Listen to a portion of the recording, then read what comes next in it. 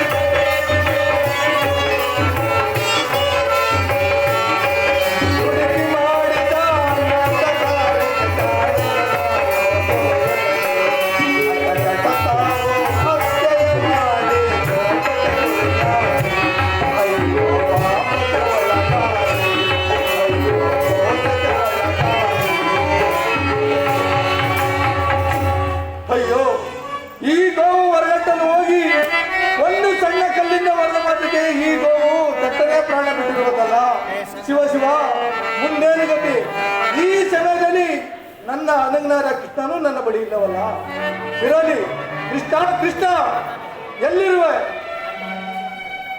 ಅಣ್ಣ, ನನ್ನನ್ನು ಇಷ್ಟೊಂದು ಜಾಗೃತಿಯಾಗಿ ಸ್ಮರಿಸಲು ಕಾರಣವೇನಣ್ಣ? ಕೃಷ್ಣ, ಏನೆಂದು ಹೇಳಲಿ? ಯಾವುದೋ ಒಂದು ಗೋವು ಬಂದು ನಮ್ಮ ವಿದ್ಯಾನವೆಲ್ಲ ಹಾಳು ಮಾಡುತ್ತಿತ್ತು. ಅದು ಹೊರಗಟ್ಟಲು ಹೋಗಿ ಒಂದು ಸಣ್ಣ ಕಲ್ಲಿಂದ ಹೊಡೆದ ಮಾತಿಗೆ ಈ ಗೋವು ತಟ್ಟನೆ ಪ್ರಾಣ ಬಿಟ್ಟಿರುವುದು. ಕೃಷ್ಣ, ಏನಣ್ಣ, ಗೋಹತ್ಯೆ ಪಾಪವೇ?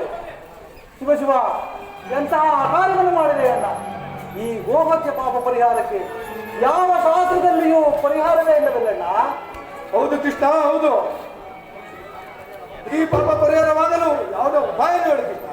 ಅಣ್ಣ, ಈ ಗೋಹತ್ಯೆ ಪಾಪ ಪರಿಹಾರವಾಗಬೇಕಾದರೆ ನೀನು ಇಂದಿನಿಂದ 21 ದಿವಸ ಭೂಪ್ರದಕ್ಷಿಣೆಗೆ ಹೊರಟು ಗಂಗೆ ಗೋದಾವರಿಯಲ್ಲಿ ನಿಂತು ದೇವತಾ ದರ್ಶನ ಮಾಡಿದರೆ ಈ ಪಾಪ ಪರಿಹಾರವಾಗುವುದೆಂದು ಹಿಂದೆ ನಮ್ಮ ಗುರುಗಳಾದ ಸಾಂದ್ರಿಕಗಳು ಇಂತಹ ಅಗಾಧವಾದ ಕಾರ್ಯ ನಿಮ್ಮಿಂದ ಸಾಧ್ಯವೇ? ಏಕೆ ಸಾಧ್ಯ ಇಲ್ಲ ಕೃಷ್ಣ?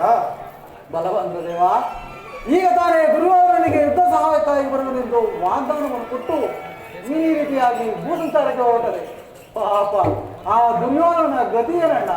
ಇಷ್ಟ ಯಾರ ಗತಿ ಏನಾದರೂ ನನಗೇನು, ನನಗೆ ಬಂದಿರುವ ಈ ಪಾಪ ಪರಿಹಾರವಾದರೆ ಅಷ್ಟೇ ಸಾಕು ಕೃಷ್ಣ. ಅಣ್ಣ, ಹಾಗಾದರೆ ನಿನ್ನನ್ನು ನಂಬಿದವರ ಗತಿ ಇಷ್ಟ. ನಿನಗೆ ಮೊದಲೇ ಹೇಳಲಿಲ್ಲವೇ, ಕೌರವರಿಂದ ಪಾಂಡವರ ಹೊಡೆಯಲಿ, ಪಾಂಡವರಿಂದ ಕೌರವರ ಹೊಡೆಯಲಿ. ನನಗೆ ಬೇಕಾದ್ದೇನು ಕೃಷ್ಣ? ನಾನಿನ್ನ ಬರುವೆನು. ಈ ರಾಜ್ಯವಲ್ಲ ನೀನೇ ನೋಡಿಕೋ. ರಾಜ್ಯದ ವಿಚಾರವು ಎಚ್ಚರ. ನಡೆ ನಡೆ, ನನಗೆ ಬೇಕಾಗಿದ್ದೇ ಅದು. ನೀನು ಹಿಂದಿರುಗಿ ಬರುವುದರೊಳಗಾಗಿ ಈ ಕುರುಕ್ಷೇತ್ರದ ಯುದ್ಧವನ್ನೇ ಸಮಾಪ್ತಿಗೊಳಿಸುವುದು.